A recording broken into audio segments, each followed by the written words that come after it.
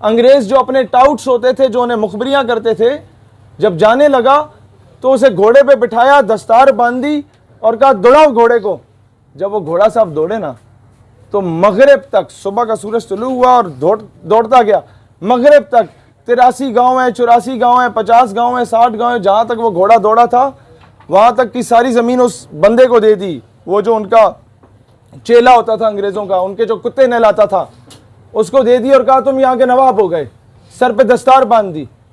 तो ये जितने नवाब बडेरे जिनके हम गिटों में बैठ के कौम के ज़मीर को 5 साल के बाद बिरयानी की प्लेट पे बेच देते हैं ना, ये वही थे जिन्होंने हुक्के भरे थे। ये वो थे जो अंग्रेज़ों की मैम साहब के सामने पगड़ी पहन के और दाढ़ी रख के, दाढ़ी और पगड़ी को बेचा था इन बदबख्तों ने। उस दौर में शराब पेश करने वाले के लिए दाढ़ी रखना लाजिम करार दिया गया था ताकि दाढ़ी की तौहीन हो। उस दौर में कोई आपके घर का दरवाजा खोले या गाड़ी का दरवाजा बंद करे, उस नौकरी पे उसे फाइज किया जाता था जिसने शेरवानी पहनी हो ताकि आपकी शेरवानी की तौहीन हो।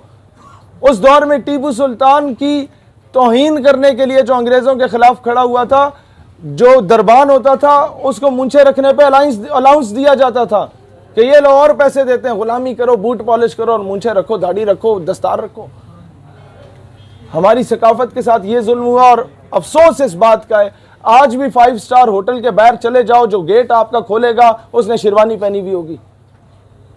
आज भी किसी मेस के बाहर चले जाओ, सरकारी मेस के बाहर चले जाओ, मैं जनरल बाजवा को भी कहता हूं, आप किसी गैरिजन मेस के बाहर चले जाएं तो वो शेरवानी वाला बंदा खड़ा होगा, उसने दस्तार पहनी होगी। भाईजान उसे पहनाए, पैंट कोट टाई लगाएं और उसे खड़ा करें ताकि पता चले पाकिस्तान गुलामी से निकला है। जो आपके स्वीपर हैं उनके लिए लाजिम करें कि यार आपको हम अच्छे ड्रेस देंगे, आपको पैंट कोट देंगे, टाई देंगे। नवाब ऑफ बहावलपुर, एक ही बंदे का पुत्र नवाब मैंने आज तक देखा है उस दौर का। वो गाड़ी थी बड़ी महंगी, बरतानिया में, हाँ बरतानिया में गया तो बड़ी महंगी गाड़ी थी, उन लोगों ने उसे दाखिल नहीं होने दिया। जब उसे अंदाज़ा हुआ कि मेरे पाकिस्तानी और मेरे साथ ये कुछ हुआ है, उसने वो सारी गाड़ियां मंगवा ली, उसके आगे झाड़ू बांध के ना पूरे बावलपुर में फिराया, उस गाड़ी के रेट ही गिर गए। तो इनको इनकी औकात बताना ज़रूरी है। ये जो आज अरब शेख जो बरतानिया को तस्लीम, अपना इजराइल को तस्लीम करने पे तुले हुए हैं, जो औरत और शराब पे बिक गए थे, ये एक दौर था जब नवाब बावलपुर जब अरब कंट्रीज में उतरता था तो कतार में खड़े होकर ज़कात के पैसे लेते थे, इनसे खैरात मांगा करते थे। ये आज हमें धमकियां देते हैं कि हम तुम्हारे 4 लाख लोगों को वापस भेज देंगे।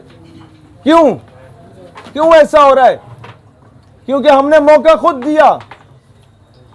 हमने बजाय इसके कि हमारी नंबर 1 आर्मी है, नंबर 1 इंटेलिजेंस एजेंसी है, हम उन्हें कहते कि यार हम प्रोटेक्शन देंगे आप लोगों को, हम इजाज़े मुकद्दस की हिफाजत करेंगे। उन्होंने सारे ठेके अरामको के और बाकी ठेके अमेरिका को दे दिए। क्यों भाई?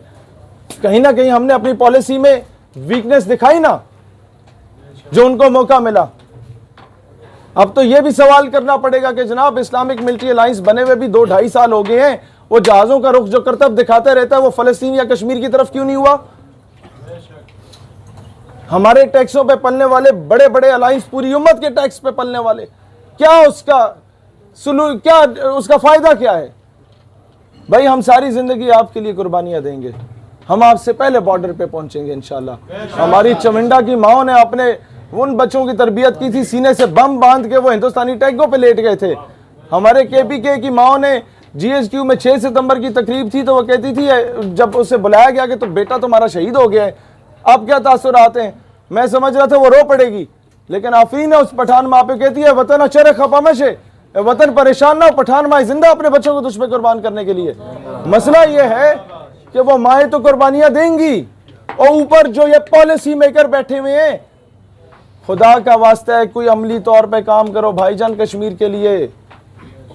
खुदा का वास्ता है, आज वो बहन लिखने पे मजबूर हो गई है कि उमर फारूक रजी अल्लाह ताला अन्हो के, उमर बिन अब्दुल अजीज रहमतुल्लाह अलैह के, हैदर करार शेर खुदा करमल्लाह वजुल करीम के, मोहम्मद बिन कासिम के, तारिक बिन ज़ियाद के वारिस किधर गए भाई जो कश्तियां जला दिया करते थे?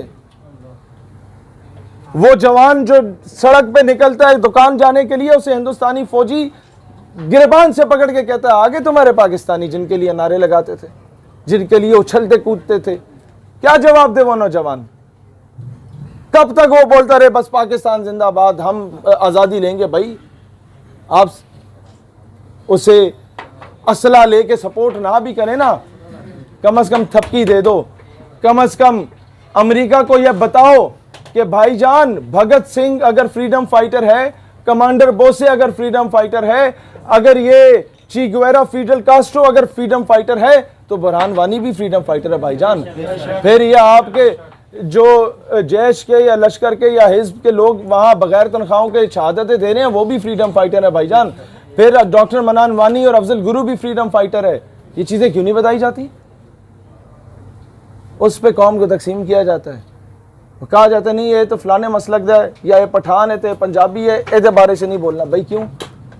जब कोई खत्म नबूवत का काम कर रहा है तो बड़े बड़े उलमा हमें बताओ, क्या जो आज हमें कहते हैं कि जी आप क्यों सारे मकातब फ़िक्र इकट्ठे होकर ख़त्म नबूवत की बात करते हैं, खुद अकेले क्यों नहीं करते?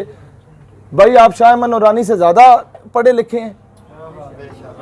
यही जवाब काफ़ी है कि जब वो सबको लेके चल सकते थे साथ ख़त्म नबूवत के दिफा के लिए, जब पीर महर अली शाह रहमतुल्लाह अलैह इकट्ठे हो सकते थे सारों को लेके हजूर की नामूस रिसालत के लिए, तो हम कौन होते हैं किसी को रोकने के? हम कौन होते हैं? हम क्यों नहीं जिहाद के लिए किरदार अदा कर रहे? हम क्यों नहीं अपने मुल्क के स्टेक होल्डर्स को फोर्स कर रहे कि भाईजान अब प्रैक्टिकल फील्ड में निकलने का वक्त है, गर्मी आ चुकी है, बर्फ पिघल चुकी है, अब जाओ ना वहां पे।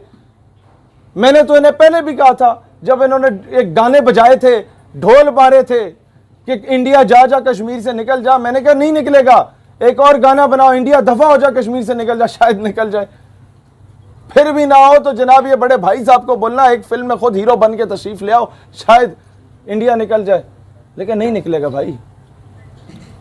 बेच कर तलवारें खरीद लिए मसल्ले हमने, बेटियां लुटती रहीं और हम दुआ करते रहे। मसला ये है कि आज हम वज़ीर आज़म साहब से भी कहते हैं भाईजान कुर्सी है तुम्हारी, ये जनाजा तो नहीं है, कुछ कर नहीं सकते तो उतर क्यों नहीं जाते। अल्लाह वतन को जो मेरे लूट रहे हैं, ये देश के गद्दार हैं, मर क्यों नहीं जाते।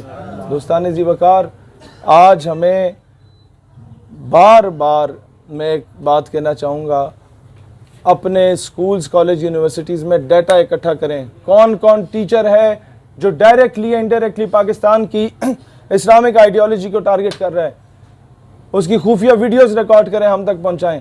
हमें यूनिवर्सिटी बंद भी करनी पड़ी ना, उसे यूनिवर्सिटी से निकालने के लिए हम करने को तैयार होंगे, मैं वादा करता हूं। हम ये चीज़ बर्दाश्त नहीं करेंगे कि कोई टीचर जहां एक माशरे को संवारने वाला टीचर होता है, वहीं उस माशरे को बिगाड़ने वाला भी टीचर होता है। जहां उसे फूलों के गुलदस्ते पहनाने चाहिए, वहां जूतों के हार का भी वो मुस्तहिक है, अगर इस कौम के दिल से इसके मुस्तफ़ा की तड़प को निकालने की कोशिश कर रहा है। सैयदी मुर्शिदी या नबी या